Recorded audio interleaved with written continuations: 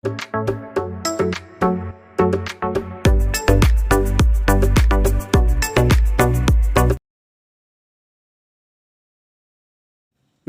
ഏവർക്കും study Nifty മലയാളത്തിന്റെ daily market ന്യൂസിലേക്ക് സ്വാഗതം. ഇന്ന് ഏപ്രിൽ 17 വ്യാഴാഴ്ചയാണ്. ഇന്നലത്തെ ഇന്ത്യൻ വിപണിയിലേക്ക് വന്നാൽ ഇന്നലെ ബാങ്കിംഗ് സ്റ്റോക്കുകളായിരുന്നു കൂടുതൽ നേട്ടമുണ്ടാക്കിയത്. Axis bank, IndusInd bank, HDFC bank എന്നിവ ടോപ്പ് ഗെയിനേഴ്സായി നിഫ്റ്റിയിൽ മാറി.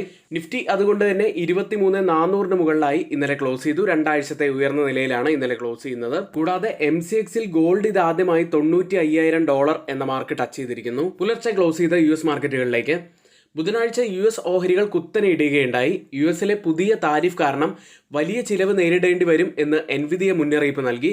കൂടാതെ US സമ്പദ് വ്യവസ്ഥ മന്ദഗതിയിലാണ് എന്ന് ഏറ്റവും പ്രധാനപ്പെട്ട ഒരു പ്രസ്താവന ഫെഡ് ചെയർ ജെറോം പവലിന്റെ ഭാഗത്തു നിന്നും വരികയുണ്ടായി. ഇതോടെ ഡൗ ജോൺസ് 1.7%, S&P 500 2.2%, വലിയ നഷ്ടം നേരിട്ടത് നാസ്ഡാക്ക് ആയിരുന്നു 3.1%. ഉയർന്ന താരിഫുകൾ കൂടുതൽ പണപ്പെരുപ്പത്തിനും സാമ്പത്തിക വളർച്ച മന്ദഗതിയിലാക്കുന്നതിനും ഇടയാക്കുമെന്ന് പവൽ പറയുകയുണ്ടായി. എന്നിരുന്നാലും പലിശ നിരക്ക് മാറ്റങ്ങളിൽ തീരുമാനിക്കുന്നതിന് മുൻപ് ഫെഡ് കൂടുതൽ ഡാറ്റകൾക്കായി കാത്തിരിക്കും. ഈ കമന്റുകളാണ് വിപണിയിൽ കൂടുതൽ സെല്ലിംഗ് ഉണ്ടാക്കിയത്. ഇനി മറ്റൊരു പ്രധാനപ്പെട്ട ഓഹരി ഇന്നലെ ഇടിഞ്ഞത് എൻവിഡിയയായിരുന്നു. തങ്ങളുടെ H2O-A1 ചിപ്പിന്റെ പ്രധാന വിപണികളിലൊന്നായ ചൈനയിലേക്കുള്ള കയറ്റുമതി US നിരോധിച്ചതിനെ തുടർന്ന് $5.5 ബില്യൺ നഷ്ടം നേരിടേണ്ടി വരുമെന്ന് എൻവിഡിയ പറയുകയുണ്ടായി. ഇതോടെയാണ് എൻവിഡിയ 6.9% ഇന്നലെ ഇടിഞ്ഞത്. കൂടാതെ ഇതിനോടനുബന്ധിച്ച് സെമി കണ്ടക്ടർ സ്റ്റോക്കുകൾ 4.1% ഇടിവും നേരിടുകയുണ്ടായി. ഇനി ഇന്നലെ ഇന്ത്യൻ വിപണിയിൽ വിപ്രോയുടെ റിസൾട്ടുകൾ പുറത്തു വന്നിരുന്നു. US ലിസ്റ്റ് ചെയ്ത ഇന്ത്യൻ കമ്പനികളുടെ പ്രകടനം നോക്കുകയാണെങ്കിൽ ഇന്നലെ റിസൾട്ടുകൾക്ക് ശേഷം വിപ്രോ 3.19% ഇടിവാണ് നേരിട്ടത്. ഇൻഫോസിസ് 2.64% ഇടിഞ്ഞു. HDFC ബാങ്ക് 0.22% ഇടിഞ്ഞപ്പോൾ ICICI ബാങ്ക് 0.35% നേട്ടത്തിലും ഡോക്ടർ റെഡ്ഡി 0.90% ഇടിവിലുമാണ് ക്ലോസ് ചെയ്യുന്നത്. ഇനി യൂറോപ്യൻ വിപണി ഇന്നലെ മിക്സഡ് ആയിട്ടായിരുന്നു ക്ലോസ് ചെയ്തത്. UK ഇൻഫ്ലേഷൻ കുറയുകയുണ്ടായി. അത് യൂറോപ്യൻ വിപണിക്ക് ഒരു പോസിറ്റീവായിട്ടുള്ള കാര്യം തന്നെയായിരുന്നു. ക്രിപ്റ്റോയിലേക്ക് വന്നാൽ ബിറ്റ്കോയിൻ $84,000 ട്രേഡ് ചെയ്യുന്നത്. സ്പോട്ട് ഗോൾഡ് ആണ് ഇന്നലെ വലിയ നേട്ടമുണ്ടാക്കിയത്. $3,300 3.1% നേട്ടമാണ് ഇന്നലെ ഉണ്ടാക്കിയത്. താരിഫ് യുദ്ധത്തിൽ കൂടുതൽ നേട്ടമുണ്ടാക്കുന്നത് നമുക്കറിയാം ഇപ്പോൾ ഗോൾഡ് തന്നെയാണ്. ഇന്നലത്തെ കേരളത്തിലെ ഗോൾഡ് പ്രൈസ് പവന് 70,520 രൂപയാണ്. ഇനി ആർക്കെങ്കിലും നമ്മുടെ പെയ്ഡ് എഡ്യൂക്കേഷൻ ടെലഗ്രാം ചാനലിൽ ജോയിൻ ചെയ്യാൻ താല്പര്യമുണ്ടെങ്കിൽ തൊട്ട് മുകളിൽ നമ്മളിവിടെ ഒരു വാട്സപ്പ് നമ്പർ നൽകിയിട്ടുണ്ട്. ആ നമ്പറിൽ മെസ്സേജ് അയച്ച് നിങ്ങൾക്ക് ഞങ്ങളുടെ ഗ്രൂപ്പിൽ ജോയിൻ ചെയ്യാവുന്നതാണ്. ഇന്നത്തെ വീഡിയോയുടെ ലൈക്ക് ടാർഗറ്റ് 200 ലൈക്കുകൾ തന്നെയാണ്. ചിലപ്പോഴൊക്കെ ചിലർ ലൈക്ക് ചെയ്യാൻ വിട്ടുപോകുന്നുണ്ടോ എന്ന് സംശയമുണ്ട്. എല്ലാവരും ലൈക്ക് ചെയ്തു എന്ന് ഉറപ്പുവരുത്തുക. ചാനൽ സബ്സ്ക്രൈബ് ചെയ്യാൻ ആരെങ്കിലും മറന്നു പോയിട്ടുണ്ടെങ്കിൽ അതുകൂടി ഒന്ന് സബ്സ്ക്രൈബ് ചെയ്യുക. ഇന്നത്തെ ഏറ്റവും ഹൈലൈറ്റ് ആയിട്ടുള്ള കുറച്ച് വാർത്തകളിലേക്കാണ്. ആദ്യം US വീണ്ടും ചൈനയ്ക്കെതിരായ താരിഫുകൾ വർദ്ധിപ്പിച്ചിരിക്കുന്നു. വ്യാപാര യുദ്ധത്തിൽ ചൈനയുടെ പ്രതികാര നടപടികൾക്ക് മറുപടിയായി ചൈനയിൽ നിന്നുള്ള എല്ലാ ഇറക്കുമതികൾക്കും 245% വരെ തീരുവ ചുമത്തുമെന്ന് US ഇന്നലെ പ്രഖ്യാപിക്കുകയുണ്ടായി. ചർച്ചകൾക്കിടയിൽ മറ്റ് രാജ്യങ്ങൾക്കുള്ള തീരുവകൾ വീണ്ടും താൽക്കാലികമായി US നിർത്തിവെച്ചിരിക്കുന്നു. പക്ഷേ ചൈനയുടെ പ്രതികരണം കാരണമാണ് ഇപ്പോൾ വീണ്ടും US അവരുടെ താരിഫുകൾ വർദ്ധിപ്പിച്ചിരിക്കുന്നത്. താരിഫ് യുദ്ധം ആരംഭിച്ചത് അമേരിക്കയാണെന്നും സംഘർഷം ചൈന ആഗ്രഹിക്കുന്നില്ലെന്നും കൂടാതെ ചൈന ഇതൊന്നും ഭയപ്പെടുന്നില്ലെന്നും ചൈനീസ് വിദേശകാര്യ മന്ത്രാലയം അറിയിക്കുകയുണ്ടായി. ഇനി ഇതിലൊരു വ്യാപാര ചർച്ച നടക്കണമെന്നുണ്ടെങ്കിൽ അത് US തന്നെ മുൻകൈയെടുത്ത് നടത്തണം എന്നാണ് ചൈന ആഗ്രഹിക്കുന്നത്. ഇത് ആഗോള വിപണിയിൽ ഒത്തിരിയേറെ പ്രത്യാഘാതങ്ങൾ ഉണ്ടാക്കും. പ്രത്യേകിച്ച് ഗ്ലോബൽ ട്രേഡ് ടെൻഷനുകൾ ഉണ്ടാവും. അതുവഴി തന്നെ ധാരാളം സാധനങ്ങളുടെ വില വർദ്ധിക്കാനുള്ള സാധ്യതയുണ്ട്. എന്നിരുന്നാലും ഇത് ഇന്ത്യയെ സംബന്ധിച്ച് ഒരു ഓപ്പർച്യൂണിറ്റി ആവാനുള്ള സാധ്യതയുമുണ്ട്. പ്രത്യേകിച്ച് എക്സ്പോർട്ടുകൾ ഇന്ത്യയുടെ ഭാഗത്ത് നിന്നും വർദ്ധിക്കാൻ സാധ്യതയുണ്ട്. പ്രത്യേകിച്ച് USലേക്കൊക്കെ അത് ടെക്സ്റ്റൈൽസ്, ഇലക്ട്രോണിക്സ്, ഓട്ടോ പാർട്സ് തുടങ്ങിയ മേഖലകളിൽ വളരെയധികം കൂടുതൽ വിൽപ്പന ഉണ്ടാവാനുള്ള സാധ്യതകൾ കൂടുതലാണ്. അങ്ങനെ നോക്കുകയാണെങ്കിൽ ഒരു മീഡിയം ടു ലോങ് ടേമിലേക്ക് ഇന്ത്യക്ക് വളരെ പോസിറ്റീവ് ആവാനുള്ള സാധ്യതകൾ കൂടുതലാണ്. ഇന്നലെ പുറത്തു വന്ന പ്രധാനപ്പെട്ട കമ്പനികളുടെ റിസൾട്ടുകളിലേക്ക് ആദ്യം വിപ്രോ. കൺസോളിഡേറ്റഡ് നെറ്റ് പ്രോഫിറ്റിൽ 6.6% വർധനവ് ക്വാർട്ടർ ടു ക്വാർട്ടർ ബേസിസിൽ വന്നിരിക്കുന്നു. IT സർവീസ് റവന്യൂയിൽ 0.7% വർധനവും IT സർവീസ് എബിറ്റയിൽ 0.7% വർധനവും കമ്പനി രേഖപ്പെടുത്തി. എബിറ്റ മാർജിൻ ഫ്ലാറ്റായിട്ട് തുടരുന്നു. 17.5%. ടോട്ടൽ ബുക്കിംഗ്സിൽ 13.4% വർധനവും കമ്പനി രേഖപ്പെടുത്തി. മറ്റൊരു റിസൾട്ട് വന്ന കമ്പനി വാരി റിന്യൂവബിൾ ടെക്നോളജീസ് ആയിരുന്നു. പ്രോഫിറ്റിൽ 82.7% വർധനവ് കമ്പനി രേഖപ്പെടുത്തി. 93.8 കോടി രൂപയിലാണ് നെറ്റ് പ്രോഫിറ്റ് ഉള്ളത് ഇയർ ഓൺ ഇയറിൽ. റവന്യൂവിൽ 74.4% വർധനവ് കമ്പനി രേഖപ്പെടുത്തി. 476.6 കോടി രൂപയിലാണ് റവന്യൂ ഉള്ളത്. അടുത്ത് ഏഞ്ചൽ വൺ എന്ന കമ്പനിയുടെ റിസൾട്ടാണ്. നെറ്റ് പ്രോഫിറ്റിൽ 48.7% ഇടിവാണ് കമ്പനി രേഖപ്പെടുത്തിയത്. 174.5 കോടി രൂപയിലാണ് പ്രോഫിറ്റ് ഉള്ളത്. റവന്യൂവിൽ 22.2% ഇടിവും രേഖപ്പെടുത്തി. 1056 കോടി രൂപയിലാണ് ഇപ്പോൾ റവന്യൂ ഉള്ളത്.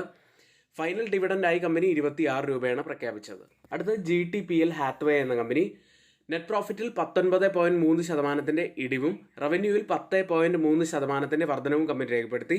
ഡിവിഡൻഡായി കമ്പനി 2 രൂപയാണ് പ്രഖ്യാപിച്ചത്. അടുത്ത് സ്വരാജ് എഞ്ചിൻസ് എന്ന കമ്പനിയാണ്.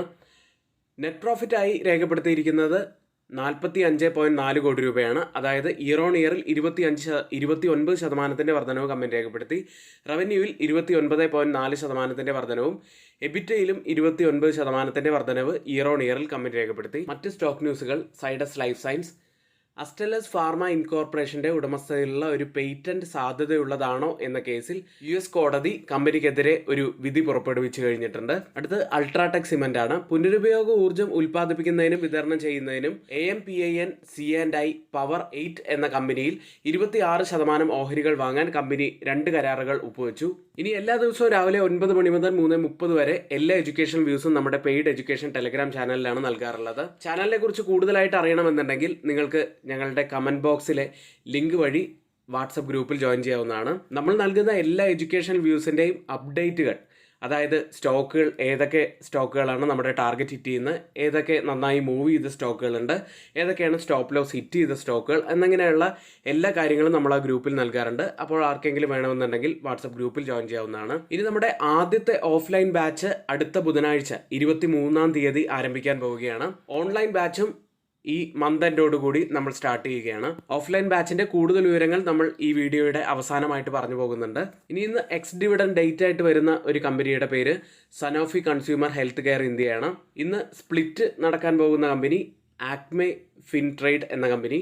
ഇന്ന് റിസൾട്ട് വരുന്ന പ്രധാനപ്പെട്ട കമ്പനികൾ Infosys, HDFC life insurance company, HDFC asset management company, Jio financial services, Tata LXC, Mahindra EPC irrigation, Indo solar, national standard India തുടങ്ങിയ കമ്പനികളാണ്. ഇന്ന് FN സെഗ്മെന്റിൽ ബാനായ സ്റ്റോക്കുകൾ Birla soft, Hindustan copper, IRADA, Manappuram finance, national aluminium company തുടങ്ങിയവയാണ്.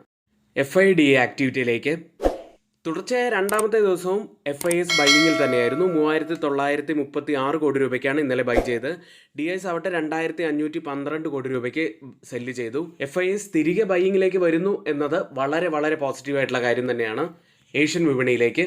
ചൈനയിൽ നിന്നുള്ള എല്ലാ ഇറക്കുമതികൾക്കും 245% തീരുവ ചുമത്തും. അതായത് മുൻപ് പ്രഖ്യാപിച്ചതിൽ നിന്നും തീരുവ വീണ്ടും വർദ്ധിപ്പിച്ചിരിക്കുന്നു. എന്നാൽ ഇപ്പോഴത്തെ ഈ ട്രേഡ് വാർ ഉണ്ടായിട്ട് കൂടി ചൈനീസ് എക്കോണമി 5.4% വർദ്ധിച്ചു എന്നത് എക്കോണമിയെക്കുറിച്ചുള്ള ഒരു പോസിറ്റീവായിട്ടുള്ള ഒരു കാര്യം തന്നെയാണ്. ഇപ്പോൾ ഓപ്പൺ ചെയ്തിരിക്കുന്ന ഏഷ്യൻ മാർക്കറ്റുകളിൽ ജപ്പാൻ മാർക്കറ്റ് നിക്കി 0.59% നേട്ടത്തിലാണ്. സിംഗപ്പൂർ മാർക്കറ്റ് 0.23% ഇടിവിലും, തായ്വാൻ മാർക്കറ്റ് 0.1% ഇടിവിലും, കോസ്പി മാർക്കറ്റ് 0.41% നേട്ടത്തിലും ഇപ്പോൾ ട്രേഡ് ചെയ്യുന്നു. ഗിഫ്റ്റ് നിഫ്റ്റി ഇപ്പോൾ ഉള്ളത് 144 പോയിന്റ്സിന്റെ ഇടിവിലാണ്. 23,325 എന്ന നിലയിൽ ട്രേഡ് ചെയ്യുന്നു. ഇപ്പോൾ സമയം 7 മണിയാണ്. ഇപ്പോഴത്തെ ഈ ഒരു നില വെച്ച് നിഫ്റ്റിയിൽ ഏകദേശം 100 പോയിന്റ്സിന്റെ മുകളിൽ ഒരു ഗ്യാപ് ഡൗൺ ഓപ്പണിങ്ങിനാണ് ഇപ്പോൾ സാധ്യതയുള്ളത്. ഓയിൽ പ്രൈസുകളിലേക്ക്. ഇറാനിയൻ എണ്ണ വാങ്ങുന്ന ചൈനക്കാർക്ക് മേൽ US പുതിയ ഉപരോധങ്ങൾ ഏർപ്പെടുത്തിയതിനെ തുടർന്ന് ബുധനാഴ്ച എണ്ണവില ബാരലിന് $1 മുകളിൽ ഉയരുകയുണ്ടായി. ബ്രന്റ് ഫ്യൂച്ചേഴ്സ് ഇപ്പോൾ ട്രേഡ് ചെയ്യുന്നത് $66.04 പെർ ബാരൽ എന്ന നിലയിൽ 0.21% ഇടിവിലാണ്. WTI ഇപ്പോൾ ട്രേഡ് ചെയ്യുന്നത് $62.79 പെർ ബാരൽ എന്ന നിലയിൽ 0.51% നേട്ടത്തിൽ ട്രേഡ് ചെയ്യുന്നു. നിഫ്റ്റിയിലേക്കും ബാങ്ക് നിഫ്റ്റിയിലേക്കും. ഇന്നലെയും നിഫ്റ്റിയും ബാങ്ക് നിഫ്റ്റിയും ശക്തമായി തന്നെയാണ് ക്ലോസ് ചെയ്തിട്ടുള്ളത്. നിഫ്റ്റി 23,437 109 പോയിന്റ്സ് ഉയർന്നാണ് ക്ലോസ് ചെയ്തത്.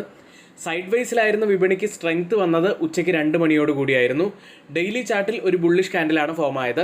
അപ്സൈഡിൽ ഫെബ്രുവരി മാസത്തെയും മാർച്ച് മാസത്തെയും ഹൈ ആയിട്ടുള്ള 22,600 മുതൽ 22,830 വരെയുള്ള ലെവൽ നമ്മൾ പ്രത്യേകം ഒന്ന് ശ്രദ്ധിക്കേണ്ടതാണ്. കൂടാതെ വീക്ക്ലി സ്വിംഗ് ഹൈ ആയിട്ടുള്ള 23,870 ക്രോസ് ചെയ്യേണ്ടതായിട്ടുണ്ട്.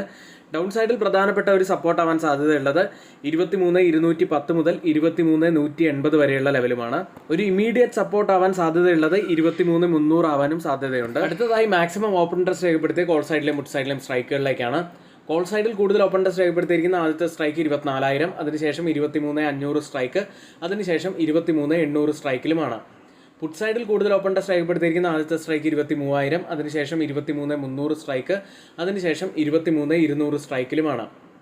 ഓപ്പൺ ഇൻട്രസ്റ്റ് ഡാറ്റ പ്രകാരം റെസിസ്റ്റൻസ് ആവാൻ സാധ്യതയുള്ളത് 23,500, സപ്പോർട്ട് ആവാൻ സാധ്യതയുള്ളത് 23,300. അടുത്തതായി ചേഞ്ച് ഇൻ ഓപ്പൺ ഇൻട്രസ്റ്റ് ഡാറ്റയിലേക്കാണ്.